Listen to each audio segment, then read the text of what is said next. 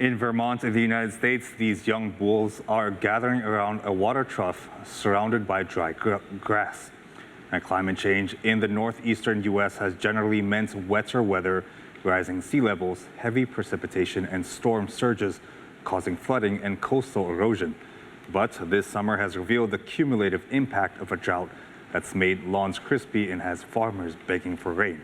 Now, the pastures of the farm typically grow more slowly in the late summer as it gets hot, but this year the grass is struggling mightily to come back after rotational grazing on soil that is baked under drought conditions which built up over several years. And the farmers in the U.S. are fighting more than the drought. Inflation is driving up the cost of everything from fuel and equipment parts to fertilizer and pesticides.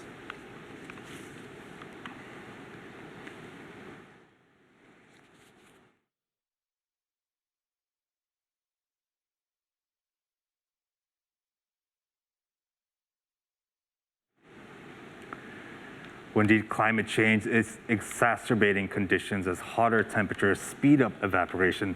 Thirsty plants take in more moisture and reduce snowfall in the winter, limits supplies of fresh water available for irrigation in the summer. Not only in the western United States, Europe is in crisis as well, with drought conditions also reported in East Africa and northern Mexico. Now, there has been no significant rainfall for almost 2 months in Western, Central, and Southern Europe. In typically rainy Britain, the government officially declared a drought across southern and central England on Friday amid one of the hottest and driest summers on record. And Europe's dry period is expected to continue in what experts say could be the worst drought in 500 years.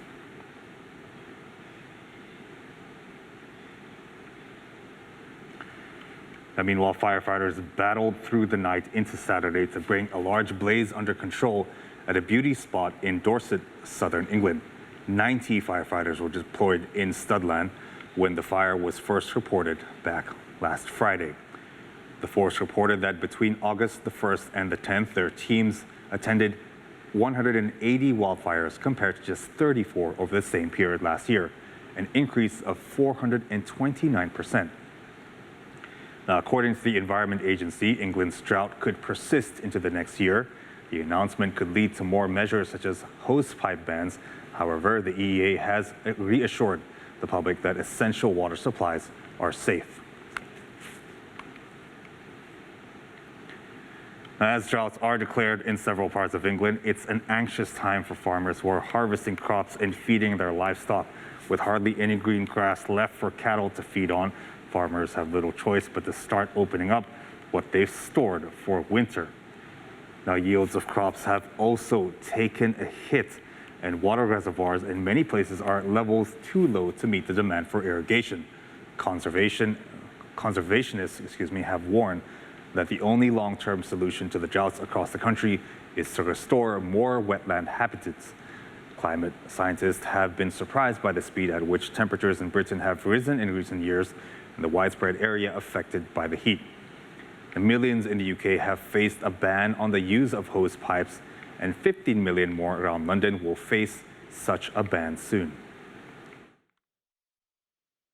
In this country, it's normally in the west and in the winter, and we need investment in infrastructure to have it in the right place at the right time so there's enough water for people, food and the environment. This will not be the last drought. The government need to address this. They are the ones that have the overall control. The Environment Agency clearly have a major role to play, but government need to... We need to bring back the wetlands that we've lost across our countryside. Around 90% of these have disappeared in the last 100 years. We need to make space for that water. We're going to see increasing conditions like this, and we will see crops failing if we don't take these kinds of actions. Now, not just in the UK, Spain is also feeling the effects of drought on its agricultural industry. In the southern region of Andalusia, some avocado and mango farmers are sacrificing hundreds of trees to save others from dying as local reservoirs dry up. The Vinuela Reservoir, one of the largest reservoirs in southern Spain, is operating at only 12% capacity. Pedal boats and jetties are lying on cracked mud. Environmentalists say it isn't just climate change that's causing the reservoir to dry up, but water mismanagement and farmers growing water-intensive crops. Farmers grow mangoes and avocados in the area. But the drought has meant the produce is smaller and one farmer's income has dropped nearly a quarter over the past few years. But it's not just farmers that are suffering. The lack of water is affecting water sports and tourism as well. Meanwhile, Italy's longest river would normally be teeming with people at this time of year as tourists and locals try and cool off from summer temperatures or dine on one of the restaurant boats. But this year, due to a severe drought that has seen the water dry up, people can literally walk in the river Po, but not swim nor sail. Now, boats lie on the dry riverbed and the water level reaches barely half a meter near a tourist dock in Ficarolo. The Po runs 652 kilometers from the northwestern city of Turin to Venice. It has dozens of tributary rivers, mostly originating in the Alps. But northern Italy hasn't seen rainfall for months, and this year's snowfall was down by 70%. Higher than usual temperature did the rest, leaving the Po basin without its summer water reservoirs, with repercussions on its surrounding economy, tourism, and agriculture. Io penso che questa non sarà la peggior siccità degli ultimi anni, sarà quella meno critica dei prossimi anni, sarà peggio, perché sarà sempre di più così, sempre di più. Perché qua le piene le fanno quando nevica, quando piove ininterrottamente a Lombardia, Piemonte, Liguria, Emilia. È da dicembre che non piove, non c'è neve e la situazione è... Well, not just the UK nor Spain, France, like many other European countries, is going through an unprecedented drought that harms the environment and affects key economic sectors, especially the farming industry. Once a river ran through it, now white dust and thousands of dead fish cover the ground of the wide, dry trench running through rows of trees.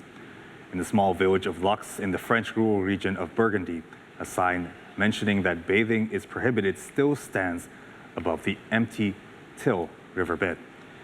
Across Western, Central, and Southern Europe, there was no significant rainfall for almost 2 months, and the period of low or no rain is expected to continue. Donc c'est des cours d'eau, on le sait, il y a des étiages quand même assez marqués, mais la sec totale survenait généralement à plusieurs kilomètres à l'aval d'ici. En général, ici, il y avait quand même des écoulements dans les décennies antérieures. Et là, ça fait quelques années que, voilà, lors d'été sec, on a cette situation-là qui revient. Là, en gros, depuis 2015, c'est quasiment chaque année qu'on a eu cette situation, sauf 2021 où on a eu un été plus arrosé. Mais là, ça devient malheureusement irrégulier, quoi. On a déjà eu des périodes de sécheresse avec des pousses d'herbe qui sont amoindries et puis des productions qui sont impactées. Mais de voir la prairie à cette époque-ci, dans cet état-là, non, c'est la première année qu'on voit ça.